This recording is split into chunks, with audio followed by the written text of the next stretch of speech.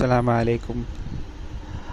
മക്കത്തെ പോലെ തന്നെ മദീന അഥവാ മസ്ജിദുൻ നബവിയിൽ ഖബർസ്ഥാനാണ് ജന്നത്തുൽ ബഖീ എന്ന് പറയുന്നത്. ജന്നത്തുൽ മുഅല്ല പോലെ തന്നെ വളരെ ശ്രേഷ്ഠമേറിയ ഒരു ഖബർസ്ഥാനാണ് ജന്നത്തുൽ ബഖീ എന്ന് പറയുന്നത്. സുബഹി നിസ്കാരത്തിന് ശേഷവും അസർ നമസ്കാരത്തിന് ശേഷവുമാണ് ഇതിലോട്ടുള്ള പ്രവേശന കവാടം തുറക്കുന്നത്. എല്ലാ വക്കത്തിലും എനിക്കിവിടെ ഓരോ ഖബറടക്കുന്നത് കാണാൻ കഴിഞ്ഞു. എല്ലാ നിസ്കാരത്തിന് ശേഷവും മയ്യത്ത് നിസ്കാരവും ഇവിടെ ഉണ്ടായിരിക്കും. വളരെ വിശാലമേറിയ ഒരു ഖബർസ്ഥാൻ തന്നെയാണ് ജന്നത്തുൽ ബഖീ. ഫാത്തിമ ബീവി തുടങ്ങി ഒട്ടനേകം സഹാബാക്കളും ശുഹദാക്കളും ഇവിടെ അടങ്ങിയിട്ടുണ്ട്.